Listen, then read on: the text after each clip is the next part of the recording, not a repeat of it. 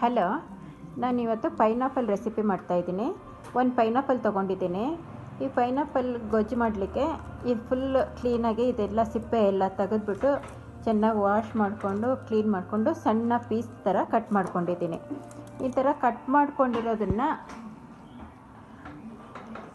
Paste ಮಾಡ್ಕೊಂಡಿದ್ದೀನಿ. ಮಿಕ್ಸಿಗೆ ಹಾಕಿ ರುಬ್ಬಿ ಈ ಥರ ನೈಸಾಗಿ ರುಬ್ಕೊಂಡಿದ್ದೀನಿ.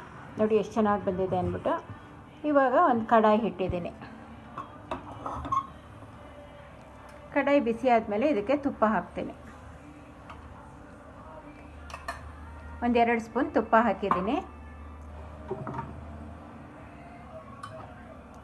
ಒಂದು 2 ಸ್ಪೂನಷ್ಟು ಎಣ್ಣೆ ಹಾಕಿದ್ದೀನಿ.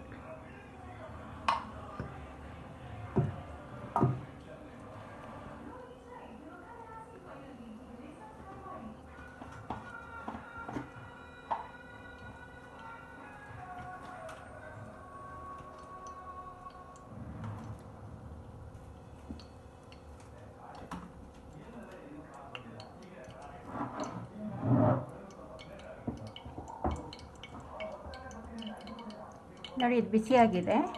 ಬಿಸಿ ಆದಮೇಲೆ ಇದಕ್ಕೆ ಸ್ವಲ್ಪ ಸಾಸಿವೆ ಹಾಕ್ತೀನಿ.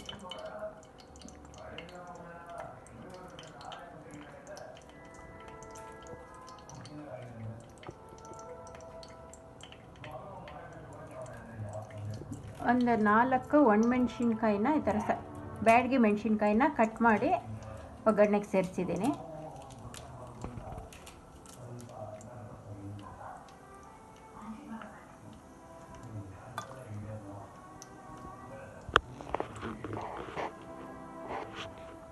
ಒಂದು ಸ್ವಲ್ಪ ಹಿಂಗೆ ಸೇರಿಸ್ತೀನಿ ಇದಕ್ಕೆ.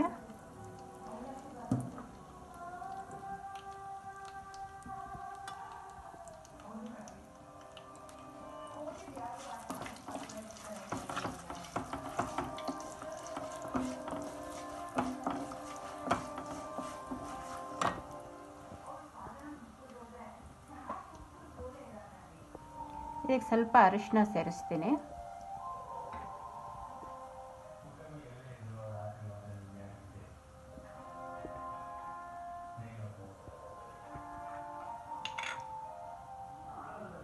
ಕೇಸರಿ ಒಂದು 4 ಕೇಸರಿ ದಳ ಸೇರಿಸಿದ್ದೀನಿ.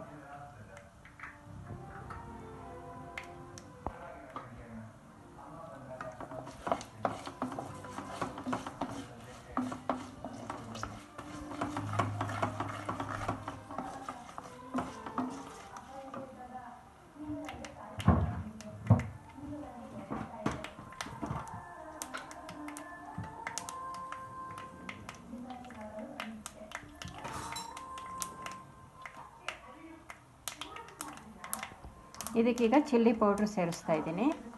ಒಂದು 2 ಸ್ಪೂನಷ್ಟು ಚಿಲ್ಲಿ ಪೌಡ್ರ್ ಸೇರಿಸ್ತಾ ಇದ್ದೀನಿ ಇದಕ್ಕೆ.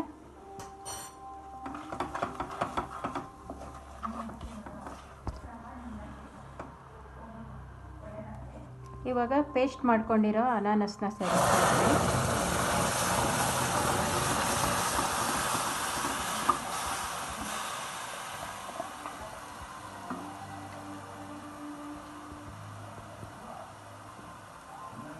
ಇದು ತುಂಬ ಟೇಸ್ಟ್ ಇರುತ್ತೆ. ಹುಳಿ, ಖಾರ, ಸಿಹಿ ಗೊಜ್ಜಂತೂ ತುಂಬಾ ಚೆನ್ನಾಗಿರುತ್ತೆ. ಇದು ಚಪಾತಿ, ದೋಸೆ, ಪೂರಿ ಎಲ್ಲದಕ್ಕೂ ಚೆನ್ನಾಗಿರುತ್ತೆ.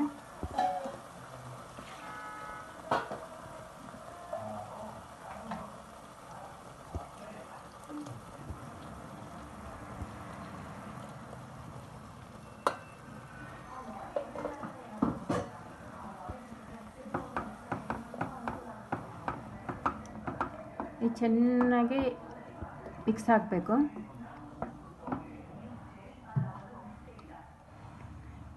ಇದಕ್ಕೆ ಇವಾಗ ಒಂಚೂರು ಉಪ್ಪು ಸೇರಿಸ್ತೀನಿ. ಒಂದು ಸ್ವಲ್ಪ ರುಚಿಗೆ, ಟೇಸ್ಟ್ಗೆ ಒಂದು ಸ್ವಲ್ಪ ಉಪ್ಪು ಸೇರಿಸಿದ್ದೀನಿ.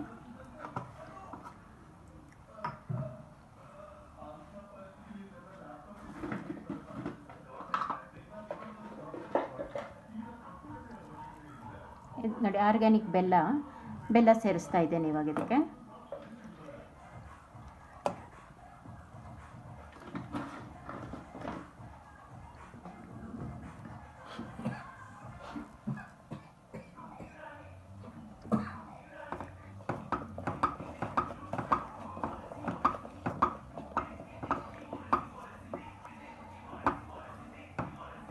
ತುಂಬ ಈಸಿ ಇದು ಮಾಡೋದು, ಬಟ್ ಟೇಸ್ಟ್ ಮಾತ್ರ ತುಂಬಾ ಚೆನ್ನಾಗಿ ಬರುತ್ತೆ ಇದು.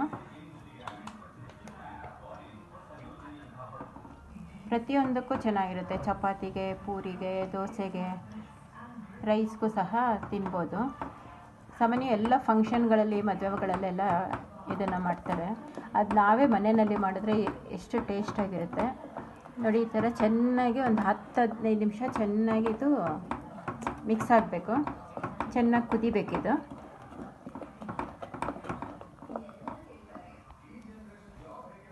ನೋಡಿ ಎಷ್ಟು ಚೆನ್ನಾಗಿ ಬಂದಿದೆ ಅಂತ.